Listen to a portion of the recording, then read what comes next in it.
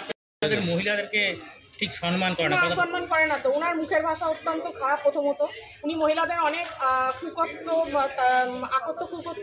ভাষা বলেন, এবং সবথেকে বড় কথা উনি মহিলাদের মেসেজ করেন, খারাপ মেসেজ করেন, ভিডিও কল করেন, এগুলো তো করেন উনি। উনি আজকে ধিক্কার মিছিল করে বেড়াচ্ছেন গোটা চুঁচুড়া শহরে, অথচ উনিই তো মহিলাদের সম্মান দিতে জানেন না। তো এটাও তো একটা মহিলাদের ওপর মানে একটা অসম্মানজনক ঘটনা না? কিভাবে মহিলারা অভিযোগ করেন না? মহিলারা অভিযোগ করে না, অনেকে ভয়, আমরা ভয় পাই না তাই অভিযোগ করি। আমরা ভয় পাই, আমার কাছে অনেক এভিডেন্স আছে, আমি সময় মতো সেগুলো আনবো সামনে।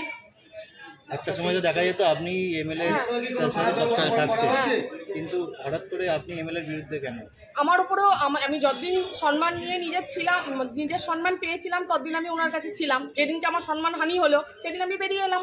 সম্মান হানি কি বিধায়কের হাত ধরেই হয়েছে? অবশ্যই বিধায়কের হাত ধরে হয়েছে, সেটা উনিও জানেন।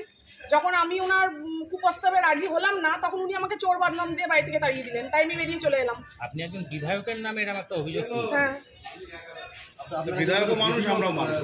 বিধায়ক মতো আমরাই বানিয়েছি, আমরাই তো তাকে বিধায়ক বানিয়েছি। ভিডিও কলের চাট আছে আমার কাছে। সেগুলো কি প্রকাশ্যে আনবেন? হ্যাঁ, সেটা সময় মতো।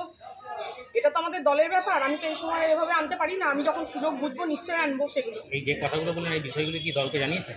হ্যাঁ, দলকে অবশ্যই জানিয়েছি। দল কি কোনো স্টেপ নিয়েছে এখন?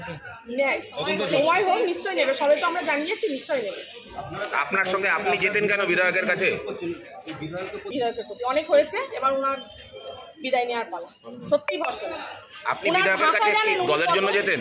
বিধায়কের কাছে কি কাজে যেতেন দলে? আমি পৌরসভার কর্মী, কিন্তু আমাকে পৌরসভাতে উনি ট্রান্সফার রাখেননি। উনি ওনার জায়গাতে মানে ওনার বাড়িতে আমাকে রেখেছিলেন। আমাকে আমার হাজবেন্ডকে দুজনকেই রেখেছিলেন উনি, ওনার বাড়িতেই কাজে আমাকে রেখেছিলেন।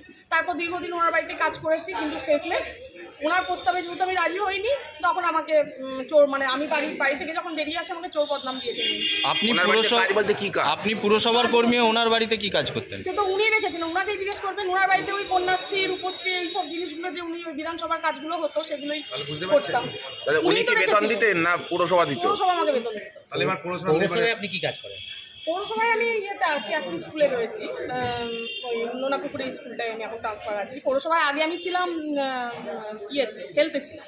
সেখান থেকেই ওনার বাড়িতে নিয়ে গেছিল? আমাকে তো পৌরসভায় আগে ঢুকতেই দেওয়া হতো না, আমাকে তো খাতা পর্যন্ত ওখানে নিয়ে গিয়ে সই করানো হতো। মানে ওনার বাড়িতে আমি খাতা পর্যন্ত সই করেছি, পৌরসভাতে আমাকে ঢুকতেই দেওয়া হতো। পৌরসভার খাতা, পৌরসভার উপস্থিতি খাতা বিধায়কের বাড়িতে পৌঁছে যেত? বাড়ি থেকে আমি সই করেছি। পৌরসভায় কারা ঢুকতে দিত না? পৌরসভায় উনি আমাকে ঢুকতে দিতেন না। মানে পৌরসভায় তোমার যা চলবে না, তুমি এখানেই সই করবে, এখান থেকেই তোমার মাইনে পৌরসভায়। এটা কি ভিপ ছিল এটা? হ্যাঁ, ওনার ভিপ ছিল। হ্যাঁ, আমি তো সইও করেছি। তারপর আস্তে আস্তে আমি নিজেই পৌরসভায় ঢোকার চেষ্টা করলাম। মানে আমাকে ওনার বাড়িতেই একদমই রাখার মানে চেষ্টা হয়েছিল, যাতে পৌরসভায় আমি কাজ করি এটা যেন হয়তো কেউ বোঝে না বা এরকম হয়তো কিছু প্ল্যান ছিল ওনার। কিন্তু আমি সবসময় বলেছি যে পৌরসভায় আমার ডিউটি দেওয়া হোক, কারণ আমারও তো অনেক মাইনেপত্র কাটা যেত। এগুলো তো পৌরসভায় ডিউটি না করলে পরে তো সেটা হবেই স্বাভাবিক। আপনি ওনার বাড়িতে বসে কি পুরসভার কাজ করতেন না ওনার ব্যক্তিগত কাজ করতাম? যদিও কাজ করতেন। হ্যাঁ, আমাকে দিয়ে টেবিল পরিষ্কার করাতো, আমাকে দিয়ে নিজের জুতো পরিষ্কার করাতো, এগুলোও করাতো। চা দেওয়া তো লক্ষ্মী, এগুলোও করাতো। কন্যাশ্রী, রূপশ্রী, এগুলোও করাতো। এগুলো করাতো তো আমাকে। বিধানসভার অনেক লোকই জানে যে আমি ওনার জুতোগুলো পরিষ্কার করতাম, জুতো পরিয়ে দিতাম, এগুলো তো করতাম, অনেকেই দেখেছে। আপনার হাজব্যান্ড? আমার হাজব্যান্ড ওই চিঠি চাপাটি হসপিটালের হ্যান ত্যান এগুলোই করতো আর কি ওনার কাছে। উনিও কি পুরসভার কর্মী ছিলেন? না, উনি তো আলাদা, উনি রাইটার্সের কর্মী, নবান্নের কর্মী। সরি, এখন তো নবান্ন। উনি ওনার বাড়িতে যেতেন কেন? উনি যেতেন, আমি মানে ওনার যেহেতু ওরকম লেখার লোকের অভাব ছিল, মানে তখন ছেড়ে গেছিল একজন করতো, তো সেই কারণেই আমার হাজব্যান্ডকে ডাকা হয়েছিল এবং আমার হাজব্যান্ড আমার কথা মতো ওখানে যেত এবং 1.5 ঘন্টা মতো এই সামান্য লিখে তারপর চলে যেত আবার অফিসে। নবান্নের কাজের বাইরে? নবান্নে চলে যেত। হ্যাঁ, নবান্নে চলে যেত। এটার জন্য উনি আলাদা মাইনে দিতেন, এটা পৌরসভার মাইনে না। উনি আলাদা ওনাকে 4,000 টাকা দিতেন। 6 বছর 7 বছর মতো কাজ করেছি, 4,000 টাকাতেই করতো। আপনি কতদিন ছিলেন? এখন দুজনেই ছেড়ে দিয়েছে। এমএলএর বাড়িতে কতদিন ছিলেন? আমি ছিলাম 16 সাল থেকে। কবে ছেড়েছেন তাও? আমি ছেড়েছি আজকে প্রায় 6 মাস হতে চললো। 24 অবধি। আপনার নামটা? আমার নাম নয়নমণি মল্লিক, 11 নম্বর ওয়ার্ডের বাসিন্দা।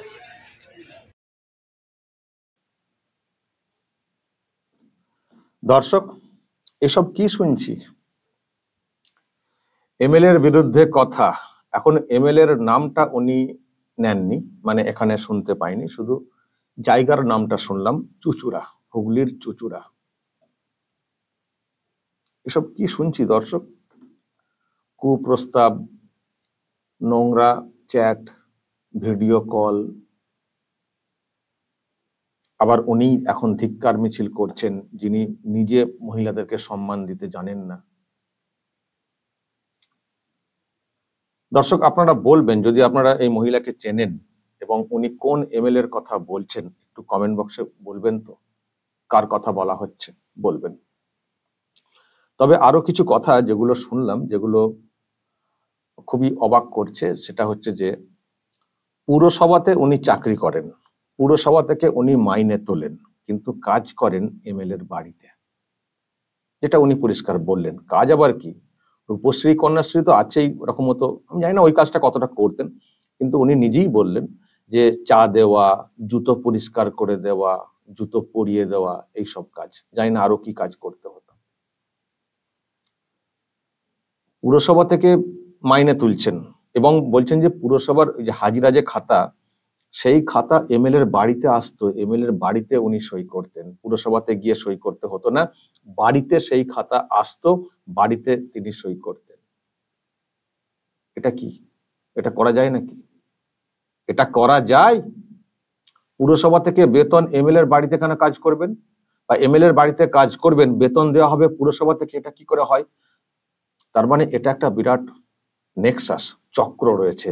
যে পুরসভার কথা বলা হচ্ছে সেই পুরসভার যিনি দায়িত্বে রয়েছেন তাকেও কিন্তু এই বিষয়ে জেরা করা উচিত।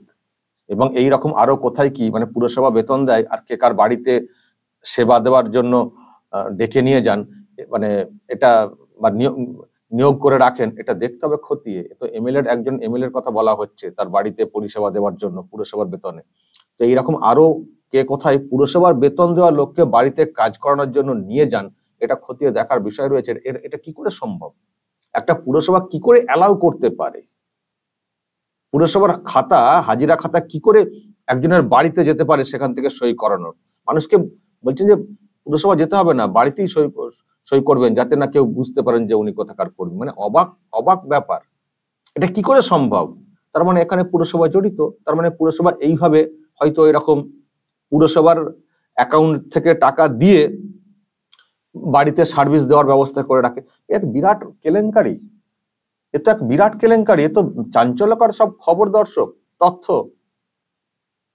প্রথমত কুপ্রস্তাব, নোংরা চ্যাট, ভিডিও কল, ওটা একটা পার্ট, এটা এমএলএ এর চরিত্র কি সেটা প্রকাশ করে, সেটা নিয়েও প্রশ্ন অবশ্যই উঠবে। যে বাইরে দেখাচ্ছেন ধিক্কার ধিক্কার, আরজি করে যে ঘটনা ঘটেছে ইত্যাদি নিয়ে ধিক্কার মিছিল, কিন্তু উনি নিজে মহিলাদেরকে সম্মান দিতে জানেন না, ভিডিও কল করেন, ভিডিও চ্যাট করেন, নোংরা চ্যাট করেন, কুপ্রস্তাব দেন, এটা একটা পার্ট।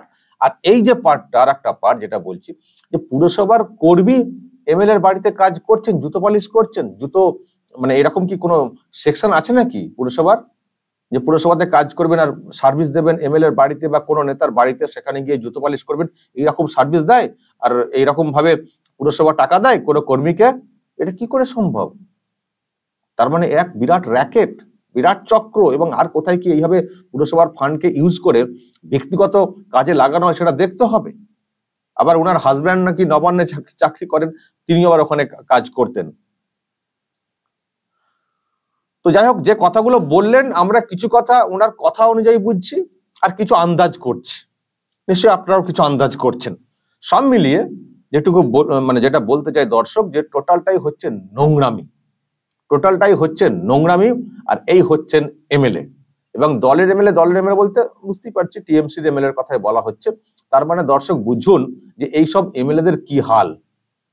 গতকালকে একটা ভিডিও আমি আপনাদেরকে দেখিয়েছি, মুর্শিদাবাদের নবগ্রামের এমএলএ কানাই চন্দ্র মন্ডল সম্ভবত নাম, বিনা টিকিটে ট্রেনে উঠে পড়েছেন, যেন মায়ের ট্রেন। এখন তো মা বলেন না ওনাদের নেত্রীকে। তো আর ওটা একটা কীর্তি, এরকম কীর্তি অনেক দেখেছেন আপনারা এমএলএদের, হুমকি হামকা তো এসব তো রয়েছে, চরিত্র দুশ্চরিত্র নিয়ে তো অনেক তো আপনারা খবর টবর দেখেছেন। এটা একটা নতুন খবর সামনে এসছে যে আরো এক এমএলএ এইরকম পুরসভার নিয়োগ করা একজনকে বাড়িতে রাখতেন ওনার পরিষেবা দেওয়ার জন্য, এটা এক। আর দ্বিতীয়ত কুপ্রস্তাব, ওনাকেও কুপ্রস্তাব দেওয়া হয়েছিল, যেটা ওনার বক্তব্য, উনি রাজি হননি বলে চোর অপবাদ দিয়ে বাড়ি থেকে বের করে দিয়েছেন। আর কুপ্রস্তাব ওনার কাছে আবার বলছেন যে কি সব ডকুমেন্ট আছে, ভিডিও চ্যাট না কি সব ডকুমেন্ট আছে, সুতরাং উনি ওইগুলো হয়তো অনেকদিন ধরেই মানে সহ্য করেছেন, পরে সরেছেন, যেটা ওনার বক্তব্য অনুযায়ী বুঝছি। তবে দর্শক আমি আবার বলছি, ওনার বক্তব্য অনুযায়ী কিছু বুঝছি, কিছু আন্দাজ করছি, নিশ্চয়ই আপনারা আন্দাজ করছেন। তো যাই হোক, ভিডিও চ্যাট ইত্যাদি, তো এ তো বিরাট ব্যাপার। বিরাট বলতে শাসক দলের ক্ষেত্রে এটা বিরাট কিছু না, এইরকম ব্যাপার সবারই এখন। তো বান্ধবী কালচার একটা দল আছে না, এই দলটাতে বান্ধবী কালচার, প্রত্যেকেরই একজন করে বান্ধবী মোটামুটি আছেনই। খুব কম মানুষ হয়তো রয়েছেন এই দলের যাদের বান্ধবী নেই, শুধু বিবিকে নিয়েই মানে স্ত্রীকে নিয়েই থাকেন। বেশিরভাগ দেখেছি খবর এসছে সামনে, সব বান্ধবী কালচার, দেখেছেন না? সেই পার্থ চ্যাটার্জি থেকে শুরু করে দেখছেন তো আপনারা। তো এগুলো কমন ব্যাপার। তবে যেটা বলার, যে নতুন তথ্য সামনে এলো, আমরা একজনকে আন্দাজ করছি ওখানকার এমএলএ, তো আমি যেহেতু নামটা প্রকাশ্যে আনা হয়নি সেজন্য আমি বলতে পারছি না, যেহেতু এই ভিডিওতে নামটা নেই, কিন্তু আমরা আন্দাজ করতাম লোকটার সম্পর্কে, কারণ উনি মহিলা বৃত্তের মধ্যে থেকে যেসব কর্মসূচি পালন করতেন, রাখি উৎসব দেখবেন খুব ভালো করে পালন করতেন, রাখি উৎসব মহিলাদেরকে চারিদিকে বসিয়ে। কিন্তু ওনার মনে যে এই রাখি পড়ানোর নাম করে, হ্যাঁ, ভাই বোনের সম্পর্কের নাম করে যদি কুপ্রস্তাব দিয়ে নিজের অন্য উদ্দেশ্য পূরণ করার চেষ্টা করেন, এ কি রাখি পড়ানো, কি রাখি উৎসব? একদিকে রাখি, অন্যদিকে কি থাকছে বাকি? এটা নিয়ে তো প্রশ্ন থাকবে, তাই না? তো যাই হোক দর্শক, আপনারা বলুন কার কথা বলা হচ্ছে, এবং যার কথা বলা হচ্ছে যদি আপনারা তাকে চেনেন, জানেন, বোঝেন, আপনারাও বলবেন। যদি আপনাদের কাছে কোনো তথ্য থাকে কমেন্টে বলবেন। ওই এমএলএ সম্পর্কে, কে এই এমএলএ, বলবেন যা বলার কমেন্ট বক্সে। নজর রাখবেন আরামবাগ টিভিতে।